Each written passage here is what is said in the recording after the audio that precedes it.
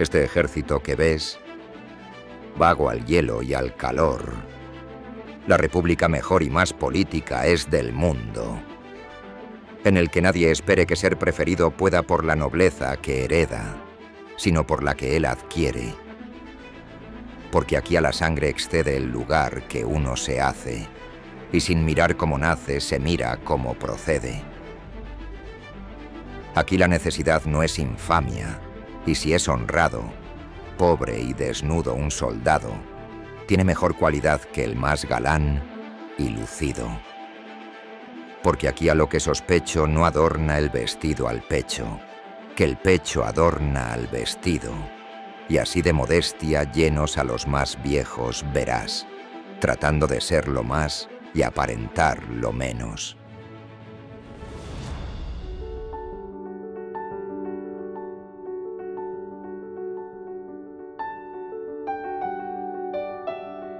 Era un salvaje. ¿Quieres un poco de, por favor, de leche? A ver, un poquito. Tú me dices. Vale. Así.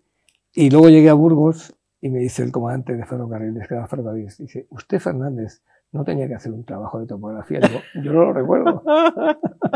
Yo no lo recuerdo.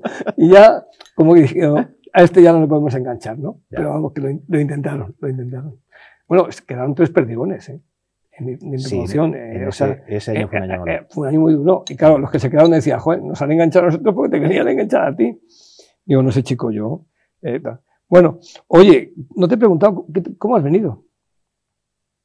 ¿Hasta aquí? ¿En coche? ¿Sí? En coche. Sí. ¿Y cómo estás muy nervioso por mañana, por la lotería?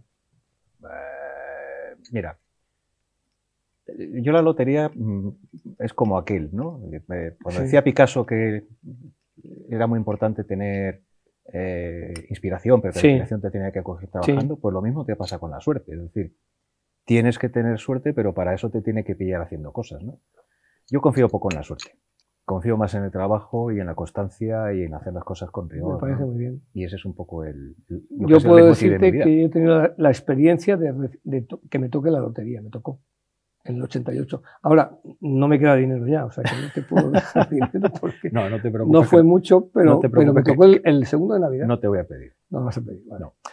Oye, lo que también te quería, o sea, que has venido en coche, ¿no? Y entonces, bueno, pues, pero algún décimo para mañana, para el sorteo, llevarás varios. Sabes que la lotería es mucho más, sobre todo la lotería. Es emocional. Es más un efecto social.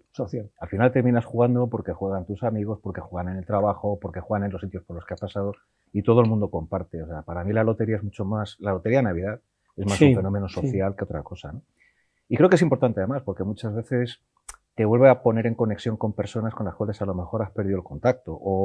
Y también es un feedback, un revival de tu época cuando eras pequeño. Sí. Que se asociaba, por lo menos en mi caso, al inicio de las vacaciones, ¿no? Que te quedabas ese día en casa, el mal tiempo, la nieve y todo eso. Es muy bonito. Y es muy acogedor. Sí, yo creo que es muy bonito. Es una cosa muy Aunque no estoy muy de acuerdo en el lema ese que han puesto de que lo importante es compartir. Tú lo que quieres es que te toque a ti. Vamos a ser sinceros. Hombre. Bueno, quieres que te toque. Y si tengo que repartir, bueno, reparte un poco como los bombones o el turrón. Pero como aquello, o sea, esto es como, dice, si encima, dice, si juegas y encima te toca, pues entonces ya no veas. Entonces, oye, pues encantado de que estés aquí con nosotros. Te quería preguntar, ¿qué te parece la batalla de Inglaterra, la película, y la industria militar, un poco los dos temas de las dos manijas, ¿no?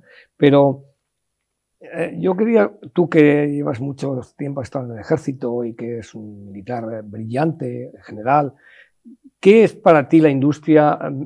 Hay que intentar hablar sin acrónimos porque si no lo siguen, ¿eh? Sí. La industria, yo tengo la percepción también, como tú soy militar, ya los dos en esa fase del ocaso, yo tengo la sensación de que está mucho más desarrollada la industria militar hoy en día que cuando yo ingresé, o como tú, en la Academia General Militar. ¿Ese desarrollo tú lo ves que va a más, que está concentrado en 5 empresas que llevan todo, o que tu opinión, un poco para que el que nos oye, aquí o en América española o hispanoamericana? Sí, vamos a ver. Yo creo que lo más importante de que aquí es necesario clarificar los términos, porque muchas veces con esto hay bastante confusión, ¿no? Has empezado hablando de industria de defensa, luego has pasado a industria militar. Sí. Bien. Sí. La definición característica de industria de defensa es aquella que sirve a fines militares. Esa es la definición más canónica que hay. Pero esa definición en realidad no sirve de mucho. No sirve de mucho. ¿Por qué? Bueno, pues porque, y lo tendremos ocasión de verlo durante la película, la defensa, toda la defensa al final se basa en quién tiene la mejor tecnología. Eso es una pieza clave, la tecnología. La clave fundamental es la tecnología. Entonces, la cuestión está en que para poder progresar no basta con que tengas una industria de defensa, lo que necesitas tener es un ecosistema.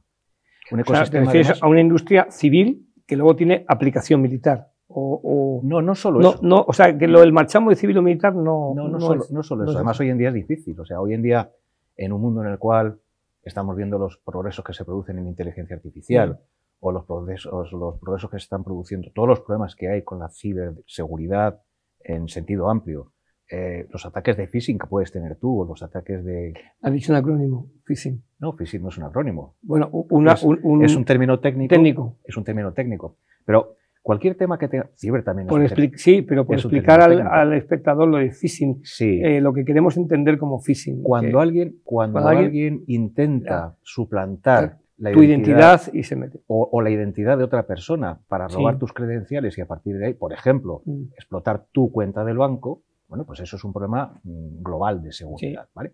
Entonces, no hay mucha diferencia entre un ataque de estos y un ataque que se puede hacer en un campo mucho más amplio en el tema de la defensa. Entonces, inteligencia artificial, todo lo que tiene que ver con el tema ciber, espacio. Hoy en día somos todos muy dependientes de lo que ocurre en el espacio, aunque no seamos conscientes. ¿En el espacio? Claro, cuando tú vas montado en un ave, por ejemplo, ¿no? Y tú en el ave te dan la oportunidad de conectarte a Internet, ¿vale? ¿Cómo crees que te conectas a Internet?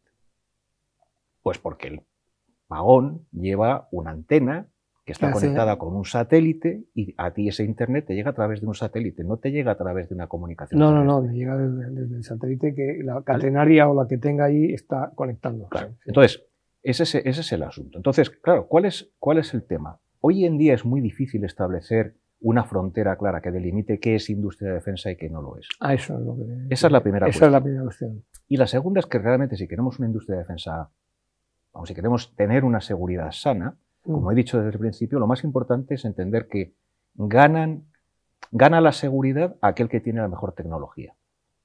Y la tecnología normalmente parte de ideas que se producen dentro de las universidades. Por eso es necesario entender el conjunto como un ecosistema. O sea que, por ejemplo, en el caso de la película que nos ocupa, que luego si quieres vemos un tráiler, la batalla de Inglaterra, la tecnología que se emplea, la tecnología aeronáutica de esos aviones, de ese Spitfire, de ese avión escupefuego, o de los Messerschmitt, o de los Junker, o lo que fuese, y del radar, eso venía sustentado, venía desde las propias universidades, desde los investigadores que habían diseñado todo eso. Independientemente del uso civil o militar, ¿no? ¿Se puede hablar de uso? Sí, claro que sí. ¿Puede decir que el uso militar es más concentrado, más quirúrgico que el uso civil? Bueno, podemos verlo después de ver la película, pero vamos a centrarnos, por ejemplo, en el caso del radar. El radar. ¿Vale? El radar nace, en principio, dentro de un instituto de investigación. Batson Bat, sí, que es el que lo inventa. Que es el que... Uno de los inventores. El que se apropia el invento. Sí, porque los alemanes también han inventado. Sí, lo que pasa es que lo que hayan desarrollado básicamente es el magnetrón de cavidades. El magnetrón de cavidades es algo que hoy en día es muy común. Todos los microondas tienen un magnetrón de cavidades. ¿Magnetrón? Magnetrón de cavidades. De cavidades. ¿Vale? Vale. Todos los microondas tienen un magnetrón de cavidades. Que es un dispositivo que lo que hace es el efecto Exacto. Que es el que genera las microondas con el que puedes calentar el café por la mañana. Claro. ¿Vale? Nunca mejor dicho. Nunca mejor dicho. Entonces, ¿qué es lo que ocurre? Bueno, pues que lo más importante que sucede es ser capaces de un invento que en un momento determinado se desarrolla en un ámbito de investigación, típicamente en una universidad, tiene que transitar todo un camino completo hasta que tiene un empleo en una operación. ¿Vale? Una operación que puede ser militar o una operación que puede ser de cualquier otro tipo. Vale, yo te voy a hacer una introducción. ¿Qué pasaría si nosotros hoy en día queremos aplicar esa metodología, es decir, queremos tener la mejor tecnología. Tenemos que ver cuáles son los países que tienen la tecnología más avanzada. China, Estados Unidos, Rusia. Y luego hay otros países que reciben esa tecnología, pero en menor cuantía o en menor madurez. Eso es el mundo que tenemos hoy en día. Y con eso se construyen los ejércitos. Bueno, ¿o es más complicado? No, es un poco... A ver... ese mundo en el cual nos regíamos por un conjunto de normas y de reglas ha desaparecido. O sea, esto es una constatación, no discutamos sobre eso. No discutamos sobre eso. Es un hecho, ¿vale? Es un hecho. Entonces, en ese mundo en el cual ha desaparecido ese mundo basado en reglas, donde lo que impera básicamente es quién es el más fuerte, hay que tener claro que quien va a predominar es aquel que tenga la mejor tecnología. O sea que lo del primo de Zumosol ya no vale. Bueno, si la tecnología tiene el bajito de la clase... Lo vamos a ver en la película. Claro. Lo vamos a ver en la película. Vamos a ver un trailer, ¿te parece? Vale. We can walk into Britain whenever we like. Don't threaten or dictate to us until you're marching up Whitehall. The war in France was over. The Battle of Britain was about to begin. 2 seconds, scramble!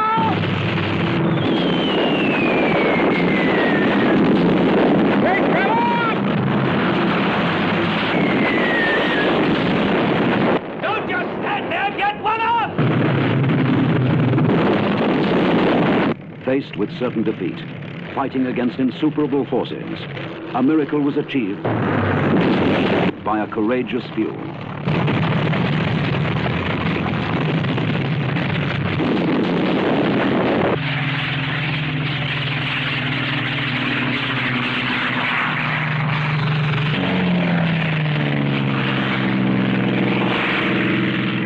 Is everything up?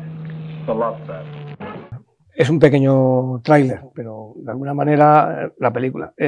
¿Por qué el bajito ahora es el que domina al grande? O en la película yo he visto, bueno, los alemanes tenían más aviones que los británicos. O sea, una proporción de 4-1. De 4-1, ¿no? Pero nosotros tenían el radar. Sí. Y lo tenían implementado, ¿no? O sea, se dice la palabra implementar, sí. ¿Está bien dicha? Sí.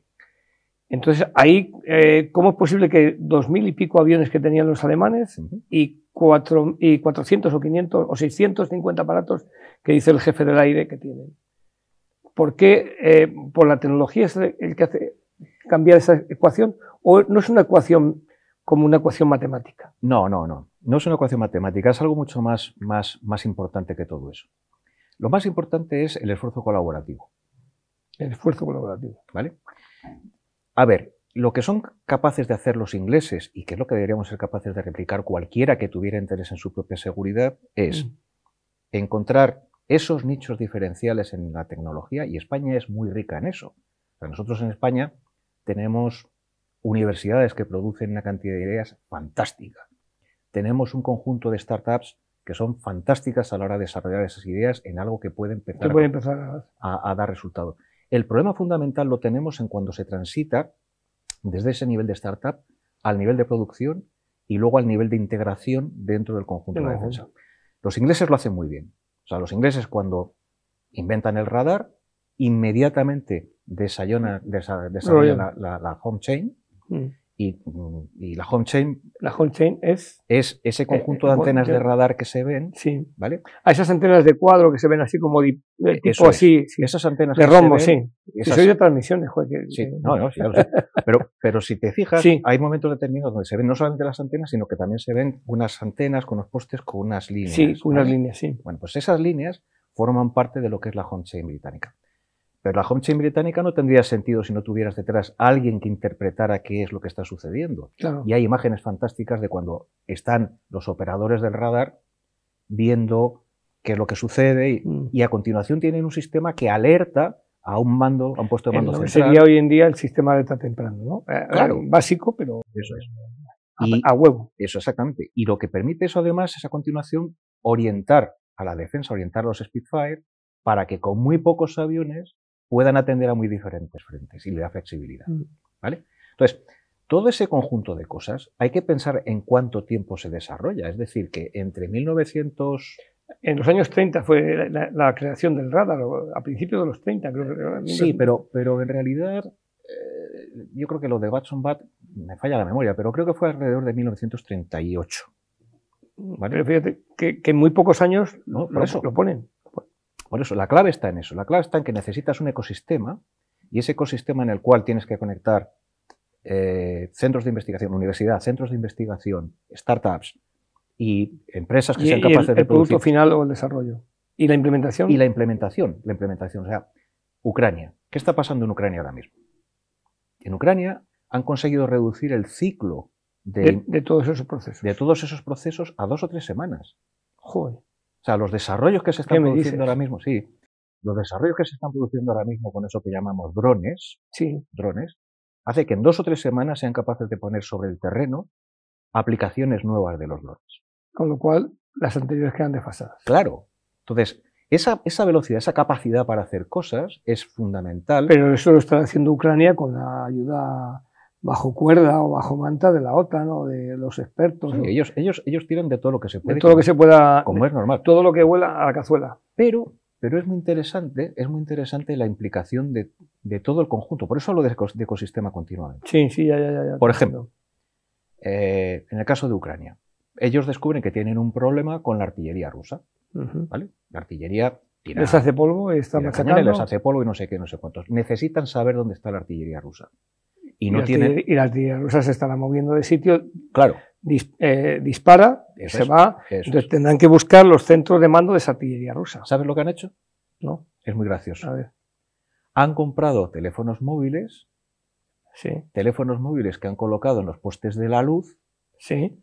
Y esos postes de la luz lo que hacen es que cuando se produce un cañonazo o lo que sea, mandan una señal. Y entonces, mediante una triangulación, sacan dónde está la pieza. Dónde está el origen de fuego.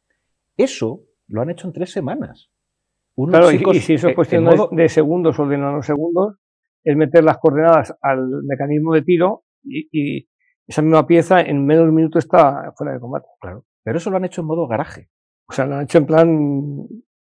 Steve Jobs, modo garaje, como si fuera Apple, ¿no? Sí, entonces, sí. Esa es la gracia. Pero está funcionando, pero dices, no, está funcionando. Pero la clave es esa. La clave es, o sea, si nosotros, por ejemplo, pensamos, ahora se habla mucho de las empresas tractoras. Las empresas tractoras que son las que empujan el producto o la... Sí. Entonces, es verdad, es importante que haya empresas tractoras, porque evidentemente tú no puedes competir en un mundo internacional si no tienes el volumen para poder producir en cantidad, en masa. Ahora bien, ¿es suficiente con que haya empresas tractoras? No. Las empresas tractoras otras que hagan... tienen que estar soportadas por todo este conjunto de empresas medianas, pequeñas, por estos centros de investigación, por centros que sean capaces de convertir la investigación básica en investigación aplicada. O sea, tiene que haber todo un ecosistema y eso además tiene que estar muy integrado con el usuario final. Y cuidado, porque ahora el usuario final en este mundo tan complejo ya no son solo las Fuerzas Armadas. Sí, bueno, yo eso sí lo tengo claro, que ya la línea es muy difusa entre lo que es la defensa, no es exclusivo de las Fuerzas Armadas. Hay una parte cognitiva, hay una parte de comunicación, hay una parte de redes sociales, hay una parte de manejo de las voluntades, todo eso. La frontera es quizás el que va de uniforme, y aún así hay muchos que son del uniforme que van de paisanos, o sea que igual tampoco. Y viceversa. Y viceversa, algunos que van de tal. Luego, eso sí lo tengo claro. Y en esta película, ¿tú ves aquí algún cambio de estrategia? Cuando los alemanes empiezan bombardeando, porque a mí me llamó mucho la atención que sean capaces por un lado, de empezar a ganar esa batalla aérea, a base de bombardear lo que tienen que bombardear, que son los campos de aviación, no sé qué. Y luego, de repente, he leído, pero no he encontrado una razón clara por qué cambiaron y empezaron a bombardear la ciudad. No sé si fue un error, fue tal, pero el caso es que mordieron el anzuelo. Sí. Tengo esa sensación. Entonces, estratégicamente, no sé, me choca un poco que para algunas cosas fuesen muy espabilados y para otras como muy tontos. O los otros eran muy listos. La película es muy neutral, a mí me ha parecido muy neutral. La película es muy neutral. Mira, yo no soy un experto en táctica, en estrategia aérea, ¿no? No es artillero, pero tú, los artilleros sabéis, soy artillero. Tirar por el primer y por el segundo sector.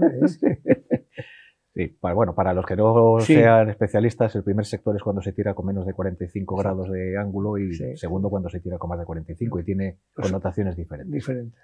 Pero, vamos a ver, es muy evidente que en un momento determinado se dan cuenta de que la táctica que estaban siguiendo, el empleo que estaban siguiendo de sus aviones, que era el bombardeo de las zonas, de los campos de aviación fundamentalmente, que por cierto les había funcionado bien. Esto ya les había funcionado. En Francia y en Polonia. Sí, les había funcionado bien, pues no está dando el resultado que ellos buscaban. Y entonces, lo normal cuando haces una cosa de estas es no seguir persistiendo en el error, no ser contumaz. Ya. Y buscan un cambio de estrategia. Y este cambio de estrategia, en este caso, es perjudicial. Yo creo que sí, les salió peor. Sí, pero es difícil de saber porque ¿qué es lo que ocurre? Que para entonces, o sea, para cuando se produce el cambio de estrategia, todo este sistema de mando y control del que hemos hablado, es decir, el radar, más todo el sistema que permite dirigir la defensa en unas direcciones o en las contrarias, ha evolucionado muy bien y muy deprisa. Y los alemanes empiezan a sentir que no tienen capacidad para proteger a sus escuadrones de bombardeo. Bueno, ahí parece como muy infantil, ¿no? Que mandan los bombardeos sin protección de caza, claro. Ya tenemos asumido que los cazas tienen que... A lo mejor esto se aprende a base de estacazos, me imagino. Sí. A mí me ha parecido uno de los puntos más, no sé, más difícil de entender, pero parece ser que fue así, que es que ellos mismos cambiaron de estrategia. No fue una imposición del enemigo. Y curiosamente, porque ya sabes que, sobre todo en la etapa el avión que hemos visto ahí es Spitfire, ¿no? Sí. Sobre todo en la parte final de la guerra, Hitler cambia, él directamente se hace cargo de la estrategia. Sí. Pero no estamos todavía en ese momento. No estamos en eso. En ese momento Goering era quien llevaba la voz cantante y es él quien toma las decisiones, ¿no? No, vamos a ver. Repito, no soy un especialista en estrategia aérea, tampoco un historiador, con lo cual me falta criterio para decir si es una cosa o es otra. Pero lo que dice la industria militar me parece muy interesante, esas 5 fases, y sobre todo adaptarlo a lo que pasa hoy en día en Ucrania, como se han reducido a 2 y en cuestión de semanas. No, eso es clave. Eso es clave. Eso es muy importante. Además, que la gente lo sepa. Es decir, estos están innovando sobre la marcha porque no tienen más necesidad que innovar, porque si no, o innovas está muerto. Necesitamos un modelo distinto.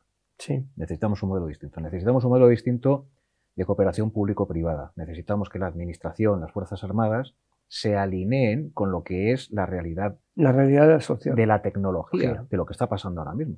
Entonces, en estos momentos tenemos problemas serios. La ley de contratos del sector público, por ejemplo, es un problema en este sentido. No voy a entrar en un tema muy técnico, ¿vale? Sí te quería preguntar, estás en OESIA. Sí. Lo he dicho bien. Es OESIA, como la P de poesía, pero quitando la P, ¿no? Exacto, justo. OESIA. Sí, sí.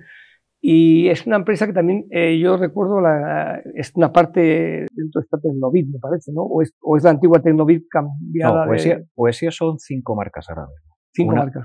Cuéntanos un poco qué es eso de OESIA y qué haces tú ahí. Bueno. Porque claro, ahí no estáis jugando a las cartas, ahí estáis diseñando cosas para el futuro. Sí. OESIA es lo que puedas contar. Claro. No, sí, se puede contar casi todo. OESIA es una empresa hiperespecializada con una fuerte vocación internacional, que lo que pretendemos es, o sea, el propósito es crear un mundo mejor y sostenible. O sea, ese es nuestro leitmotiv, ¿no? Claro, para eso es evidente que necesitamos colaborar a la defensa de lo que son nuestros valores, los valores de la sociedad occidental de la que formamos parte, ¿no? Y como hemos dicho, en un mundo en el cual ya no hay reglas, es muy importante que la tecnología vaya por delante. La tecnología lo marca la capacidad de dominar al contrario. Luego, nosotros somos una empresa súper tecnológica dedicada a hacer... O sea que estáis en la vanguardia tecnológica. Sí. Se supone que estáis... Sí. Voy un poquito más allá. A ver. Barcos, buques, aviones, vehículos...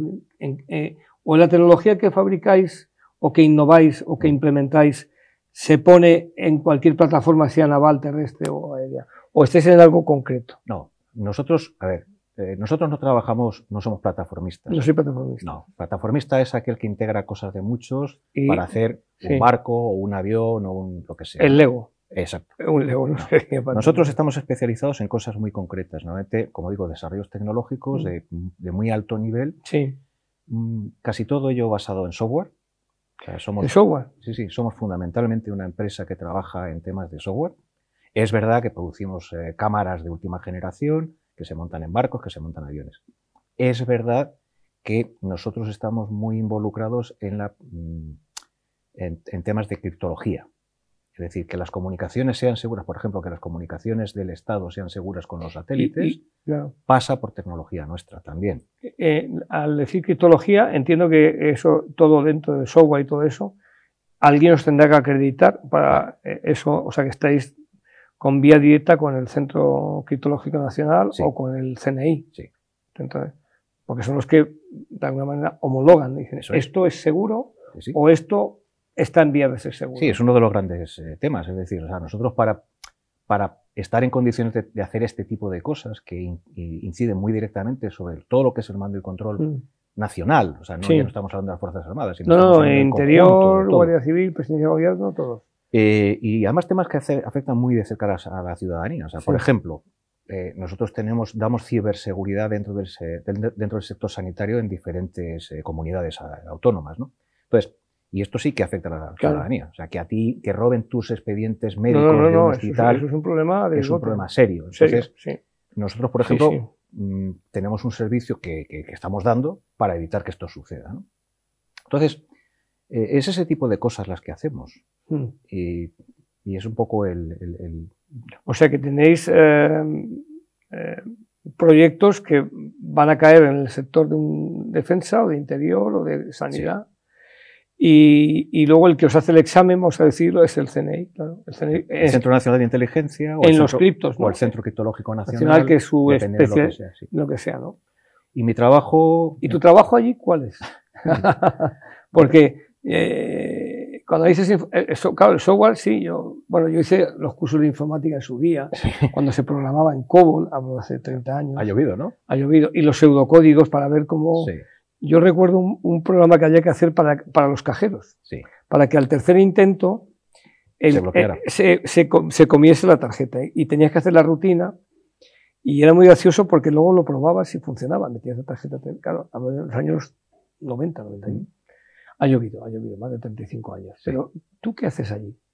Bueno, yo entré en la empresa porque cuando acabo en el ejército sentía que me quedaba algo por dar, que tenía algo que hacer, que no estaba bien que toda la experiencia que yo había acumulado durante 40 años y que era una experiencia grande en dirección, en alta dirección, en dirección de personas, sí, en liderazgo, etcétera, que directamente se perdiera o que no se pudiera aprovechar. Entonces, sentía como que me faltaba algo. Y me surgió una oportunidad de entrar en el grupo ESIA, además por el sitio más raro del mundo, porque normalmente cuando todo el mundo piensa en un militar y una empresa de defensa... Sí, piensa en las puertas giratorias. Exacto. ¿Qué es lo que hacen los políticos? Dicen, pues también estos, ¿no? Pues no. Pues no. Pues no. ¿Por qué? Pues no. No, porque dije, vamos a ver, yo no quiero esto. No quiero hacer lo mismo, claro. No quiero hacer. No. Yo lo que quiero es que se aproveche mi conocimiento. Claro. Entonces, entré de director de compras. Qué bueno. Qué bueno. Entré de director de compras, no entré de director de ventas. No. Qué bueno. De compras. Y a lo largo del tiempo, pues he ido... Has ido evolucionando dentro de la empresa y ahora mismo soy el director de gestión de riesgos. Gestión de riesgos. Vale. Entonces, una empresa tecnológica en los ámbitos en los que hemos comentado, que hace las cosas que hacemos, como comprenderás, la gestión de riesgos es fundamental. Sí. De todo tipo. ¿Y estás valorado? ¿Tú te sientes en la empresa que te está valorado, por supuesto, ya? Pero ¿te sientes que tú lo que dices va a la sacristía, va a misa? ¿O tienes que luchar para explicar lo que tú quieres hacer? Bueno. O tu metodología, porque tu metodología es militar, o sea, a los 65 no dejas de ser militar. Dicen que estás retirado, nos dicen que estamos retirados, pero nuestra mentalidad sigue siendo la misma, ¿no? Sí. Es decir, anticipación, sorpresa, estudiar las hipótesis, la más peligrosa. Tú cuando estás ahí en la empresa, ¿hay algún momento que dices, es que estos no me entienden? ¿O tienes claro que lo que dices va bueno, muy directo? A ver, no tengo una sensación muy diferente de la que tenía en el ejército. Eso, ¿verdad? No tengo una sensación muy distinta, no. No, esta empresa es una empresa, además, me gusta mucho por eso, porque es una empresa basada en unos valores muy sólidos, valores que comparto de la A a la Z. Sí. Claro, a diferencia del ejército, donde todos tenemos una formación, las Fuerzas Armadas, donde todos tenemos una formación muy vertical, muy parecida, aquí cada uno es de su padre y de su madre, como es lógico, bueno, y eso genera fricción y riqueza. Fricción y riqueza, muy buenas palabras. Fricción y riqueza. Entonces, ¿Qué es lo que ocurre? Bueno, pues que de esa fricción aprendes. Yo sigo aprendiendo todos los días. Claro. Cada día voy al trabajo con la ilusión de que hoy voy a aprender algo. Voy a aprender algo. Yo estoy de acuerdo contigo ahí. Sí. Entonces, claro. ¿Y qué riesgos, por ejemplo? ¿Qué riesgos, si tú mañana te dicen, oye, hemos encontrado pues, los postes? Sí. Esto que han aparecido unos que han mandado, pues estáis por Rivas hacia Madrid, me parece que estáis, aunque estéis en parte del mundo, que han aparecido unos y han puesto en los postes, no sé qué. Mira, te voy a confesar una cosa. Venga. Cada día... Antes de que nos toque la lotería. Antes de que nos toque mañana la lotería. Cada día, durante los últimos 4 o 5 meses, no hemos tenido menos de 1,5 millones a 2 millones de intentos de acceso ilegítimos al perímetro de las páginas web que tenemos. 1 millón. Sí. Cada día. Cada día. Cada día. 1 millón. Cada día. O sea que el departamento informático esto tiene que ser tremendo. Sí. ¿No? Pero para controlar eso, porque eso es una inversión. Claro, pero ya no es un ataque, es una inversión. No, pero bueno, pero es que ese es el mundo en el que vivimos. Ese es el mundo que vivimos. Claro, ese es el mundo que vivimos. No es el de Spitfire. No, que cuando hoy en día, por ejemplo, dice el CNI, el año pasado se registraron en España 560.000 millones de ataques, y dices, ¡qué barbaridad! No puede ser. No, pues claro. Solamente otros 1 millón. Sí puede ser. ¿Por qué? Pues... Porque hoy en día, con los bots y con todos estos sistemas, pues se multiplica la amenaza, y esa es la realidad. Pues me has dejado bastante, no digo anonadado, porque sabía de tu brillantez, pero me has dejado bastante pensativo. Voy a estudiar yo esos temas que me dices, porque yo creo que a lo mejor tenemos que ir un poco más allá y ver esos conceptos de la industria militar más evolucionados que el de la Segunda Guerra Mundial, que era pues resulta caballo y rey, ¿no? El avión aquí, el avión allá. Cuidado, los principios son los mismos, ¿eh? Sí. Sí. Eso también es buena. Es muy importante. O sea, repito, o sea, es que esa imagen es muy potente. Esa imagen de cómo Bats on Bat evoluciona el radar y cómo a partir de ahí se monta todo un sistema completo, toda una cadena completa. El ecosistema. El ecosistema. Sí, esa idea es lo has explicado muy bien. Lo has explicado muy bien. Sí. Pues yo creo que tienes la suerte de trabajar en algo que te gusta. Y a partir de estas edades ya buscamos eso, hacer las cosas que nos gustan, y sin dejar de ser militar, porque eso no se deja nunca de ser militar. No llevarás el uniforme, pero esa sensación de querer aprender. Yo ahí me quedo con eso, cada día aprender algo. No solo eso. O sea, yo desde luego voy todos los días al trabajo con la sensación de que quiero aprender, pero además con la sensación de que quiero que se aproveche de una manera limpia la experiencia que he acumulado durante 40 años de servicio en destinos que han sido a veces muy exigentes. Sí, estoy de acuerdo contigo. Y bueno, pues no sé si quieres que nos tomemos un bombón y ya nos vamos. ¿Vas para la empresa ahora? Voy para la empresa. Pues si quieres te acompaño. Creo que venden lotería aquí fuera. Muchísimas gracias. Muchísimas gracias. Alfredo. Aquí la más principal hazaña es obedecer. Y el modo como ha de ser es ni pedir ni rehusar. Aquí, en fin, la cortesía, el buen trato, la verdad, la firmeza, la lealtad, el honor, la bizarría, el crédito, la opinión, la constancia, la paciencia, la humildad y la obediencia, fama, honor y vida son. Caudal de pobres soldados que en buena o mala fortuna, la milicia no es más que una religión de hombres honrados.